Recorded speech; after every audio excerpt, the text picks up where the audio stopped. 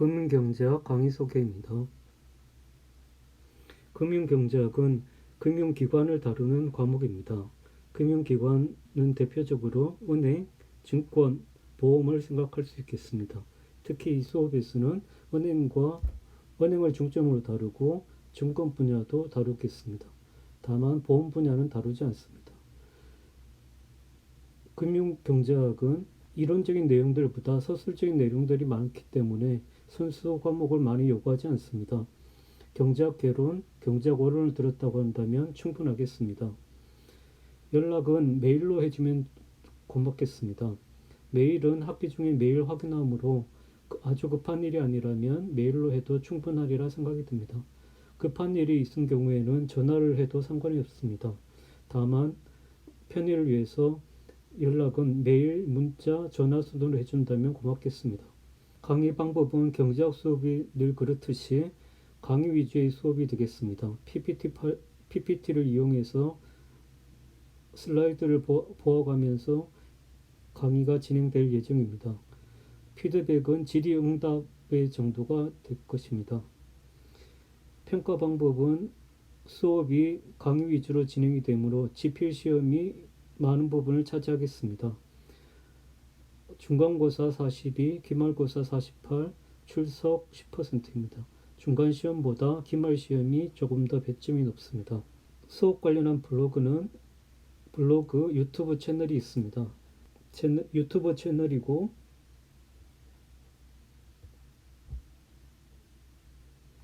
블로그가 되겠습니다. 내용이 많지는 않으나 앞으로 계속 추가될 예정입니다. 교재는 Contemporary Financial Intermediation이 되겠습니다.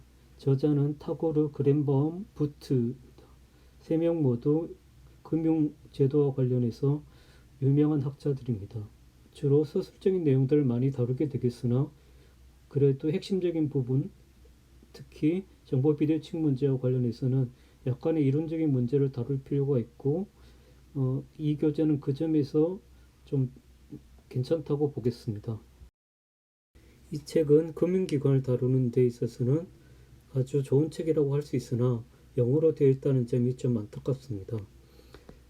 이 책의 번역도 있지만 2판을 번역한 것이며 또 번역이 굉장히 안 좋습니다. 차라리 원서를 보는 것이 이해의 속도가 더 빠를 거라고 생각이 듭니다. 그러나 우리가 이 책의 모든 부분을 다루지 않고 핵심적인 부분들은 제가 PPT 파일을 만들어서 올려줄 예정이니 크게 부담을 가지지 않아도 되겠습니다. 또 교재로 쓰는 책은 미슈킨의 화폐와 금융이 되겠습니다. 미슈킨의 화폐와 금융은 화폐금융 논과과 관련된 다양한 주제들을 다루고 있고 가장 표준적인 화폐금융론 교과서라고 할 수 있겠습니다. 그 외에도 증권업을 다루게 될 때는 주상용, 최선호의 투자은행업과 한국의 자본시장을 쓰게 되겠습니다. 또한 참고문헌으로 한국은행에서 나온 우리나라의 금융제도, 우리나라의 금융시장을 참고하면 좋겠습니다. 이 두 책은 한국은행에서 PDF 파일로 다운받을 수 있으니 굳이 살 필요는 없습니다. 또 참고할 만한 책으로는 금융기관론이라는 제목을 가진 책들을 보면 되겠습니다. 이 책들은 대체로 이론적인 부분보다는 제도 설명을 하는 부분이 많이 있습니다. 이론적인 접근은 다소 약한 편입니다. 금융기관의 문제는 화폐금융론의 일부분이라고 볼 수 있습니다. 화폐금융론은 매우 다양한 분야를 다루고 있습니다. 크게 보면 세 부분으로 나눌 수 있는데 화폐이론과 통화정책을 다루는 부분, 금융시장과 금융기관을 포함하는 금융제도, 환율과 국제수지 균형 문제를 다루는 국제금융으로 분류할 수 있겠습니다. 그 중에서 금융제도는 직접금융과 관련된 금융시장, 간접금융과 관련된 금융기관이 있겠습니다. 금융시장에서는 자금의 수요와 공급이 주식, 채권, 외환, 파생금융상품을 통해 이루어지는 반면에 금융기관에서는 은행, 증권, 보험을 거쳐 간접적으로 자금이 이동을 하게 됩니다. 또한 금융제도의 중요한 측면은 금융안정 문제라고 할 수 있겠습니다. 1980년대 이후로 전 세계적으로 금융위기가 종종 발생하고 있습니다. 금융안정 문제는 이러한 금융위기가 왜 발생하게 되는지, 금융위기를 방지할 수 있는 수단은 무엇인지를 다루는 게 되겠습니다. 대표적인 금융위기 방지 수단은 최종대부자, 예금보험, 금융감독이 있겠습니다. 여기서 한 가지 제기되는 문제는 금융시장을 통해서 자금이 전달될 수 있음에도 불구하고 왜 금융기관이 존재하는가라는 문제입니다. 이 문제를 다루기 전에 우선 직접금융과 간접금융의 개념에 대해서 살펴보도록 하겠습니다. 금융이란 자금의 대체관계를 의미합니다. 즉, 자금을 빌리고 빌려주는 행위를 금융이라고 부릅니다. 금융제도는 자금의 대체관계가 원활히 이루어질 수 있도록 만들어진 제도를 금융제도라고 부르겠습니다. 좀 더 자세히 살펴보면 자금 공급 부분과 자금 수요 부분이 존재합니다. 자금 공급 부분의 핵심적인 부분은 가계라고 볼 수 있고, 자금 수요 부분의 핵심적인 부분은 기업이라고 볼 수 있겠습니다. 일반적으로 가계는 소득보다 지출이 적고 나머지 부분을 저축을 하게 됩니다.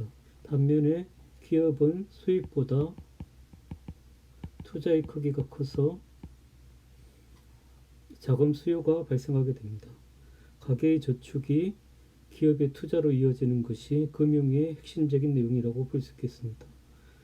가계의 저축이 기업의 투자로 이어지는 방법에는 가계와 기업이 직접 만나는 직접 금융시장이 있고, 직접 금융시장은 기업이 주식이나 채권을 발행하게 되고, 그것이 가계로 옮겨가게 되면 그 반대 경로로 가계가 자금을 공급하게 됩니다. 반면에 간접금융시장에서는 가계의 저축과 기업의 투자를 금융기관이 매개를 하게 됩니다. 대표적인 금융기관은 은행이라고 볼 수 있겠습니다. 즉, 가계가 자금을 예금을 하게 되면 은행이 다시 대출을 통해서 기업에게 자금을 공급합니다. 주식이나 채권을 통해서 자금이 공급되는 것이나 예금이나 대출을 통해서 자금이 공급되는 것은 마찬가지라고 할 수 있겠습니다. 다만 이때 제기되는 문제가 주식이나 채권으로 자금을 공급할 수 있음에도 불구하고 왜 구태여 은행이 존재하는가라고 하는 문제가 되겠습니다. 가령 자금의 대체관계를 통해서 가계와 기업이 각각 10의 이득을 얻고 총 20의 이득을 얻는다고 생각을 해봅시다. 만약 은행을 통해서 자금의 거래가 이루어진다고 한다면 이때 총 얻을 수 있는 이득도 아까와 마찬가지로 총 20이 되겠습니다. 이 20 부분을 직접 금융시장처럼 가계가 10, 기업이 10을 가져가게 된다고 한다면 은행은 존재할 수 없게 됩니다.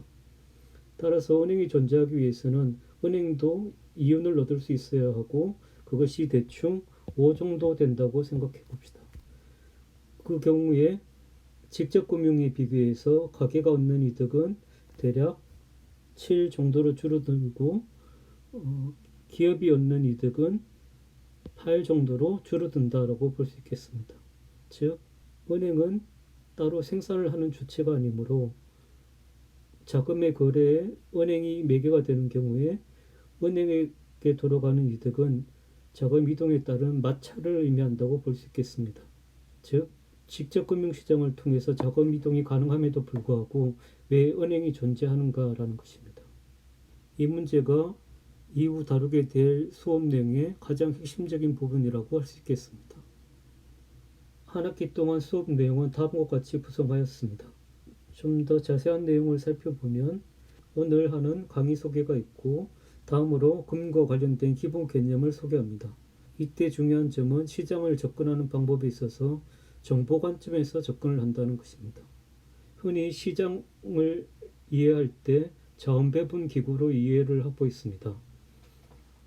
그러나 시장을 이해할 때 또 다르게 정보의 관점에서 접근을 할 수도 있겠습니다. 즉, 시장의 역할, 가격기구의 역할이라고 하는 것은 수요자와 공급자에 대한 정보를 전달하는 것이라고 볼 수 있겠습니다. 정보 비대칭이 존재한다는 것은 시장의 이러한 기능, 정보 전달 기능이 약화된다라고 볼 수 있고, 그 문제는 시장 효율성 문제하고 연결이 된다고 볼 수 있겠습니다. 두 번째는 금융제도에 대한 소개입니다. 앞에서 살펴본 금융제도는 좁은 의미의 금융제도이며 좀 더 넓은 의미의 금융제도가 있겠습니다. 넓은 의미의 금융제도를 다루게 되면 한 나라의 금융 시스템을 두 가지 유형으로 분류할 수 있게 됩니다. 첫 번째는 자본시장 중심의 금융제도이며 두 번째는 은행 중심의 금융제도가 되겠습니다. 세 번째는 은행업과 위험관리라고 되어 있는데 여기서는 은행의 가장 본질적인 업무, 예대업에 대한 설명과 예대업에 동반되게 되는 여러 가지 위험들, 이자율 위험, 신용 위험, 유동성 위험에 대해서 논의합니다. 네 번째는 은행의 존재 이유를 다루는데 그 이유를 정보 비대칭에서 찾습니다. 이 네 번째의 주제가 이번 학기 수업에서 가장 중요한 부분이라고 볼 수 있겠습니다. 즉, 은행이 존재한다는 것은 정보 비대칭이 존재하는 세상에서 역선택, 도덕적 해이를 완화하는 역할을 담당한다는 것입니다. 다섯 번째는 은행에 대한 여러 가지 주제를 다루게 되겠습니다. 위임된 감시, 장기관계, 대출 가격 결정, 대출 재조정, 은행의 특수성에 대한 얘기를 다루게 됩니다. 위임된 감시란 은행이 예금자를 대신하여 기업을 감시하는 역할을 한다라는 것이고, 장기관계란 기업과 은행 간의 장기관계가 경제적 효율성을 증진시킬 수 있다는 생각입니다. 나머지들은 넘어가도록 하겠습니다. 여섯 번째는 은행의 존재 이유를 다시 다루게 되는데 이때 관점은 자산의 질적 변화입니다. 자산의 질적 변환이란 단기에서 장기, 비유동적인 자산에서 유동적인 자산, 소액에서 고액으로 변환되는 것을 가리킵니다. 이와 관련해서 은행 위기를 이해할 수 있습니다. 또한 은행을 방지하기 위한 여러 가지 금융 안전망, 앞에서 언급되었던 최종 대부자, 예금보험, 은행 규제 등이 여기에 해당되겠습니다. 또한 금융위기를 방지하는 하나의 방법으로서 은행 자본을 생각할 수도 있겠습니다. 일곱 번째는 증권 부문을 다루게 되겠습니다. 우리나라에서 증권이라고 주로 부르지만 미국에서는 투자은행이라고 부릅니다. 투자은행은 인베스트먼트 뱅크가 되겠습니다. 자금의 대차와 관련해서 증권의 핵심적인 업무는 인수업이라고 불리는 업무가 되겠습니다. 여기서도 여덟 번째는 저축대부조합 위기가 되겠습니다. 1980년대 후반 미국에서 발생한 저축대부조합 위기는 금융혁신과 금융자유화가 가져오게 되는 부작용, 즉 금융위기를 보여주는 대표적인 사례라고 할 수 있겠습니다. 또 이 사건을 통해서 다양한 금융안전망이 생겨나고 또 변화되었습니다. 여기서는 그런 것들을 살펴보겠습니다. 아홉 번째는 증권화가 되겠습니다. 증권화란 과거에 발행시장만 있었던 것이 유통시장이 존재하게 되는 현상을 가리키게 됩니다.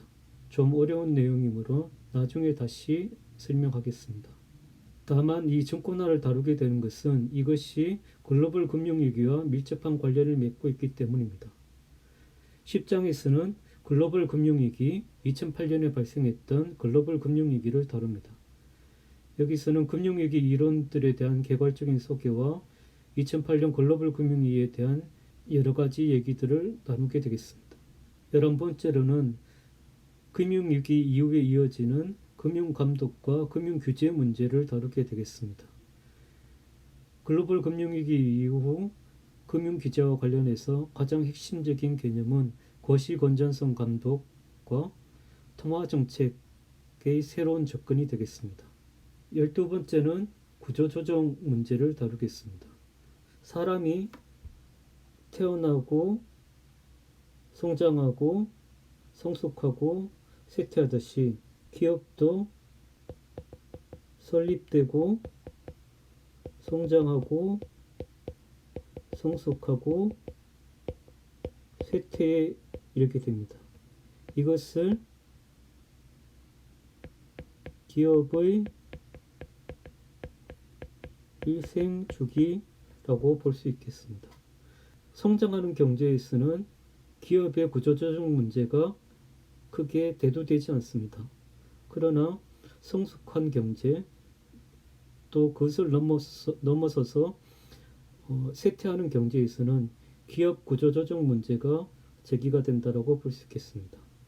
우리나라는 현재 과거의 성장 단계를 넘어서서 성숙, 특정 산업에서는 쇠퇴하는 모습이 나타나고 있습니다.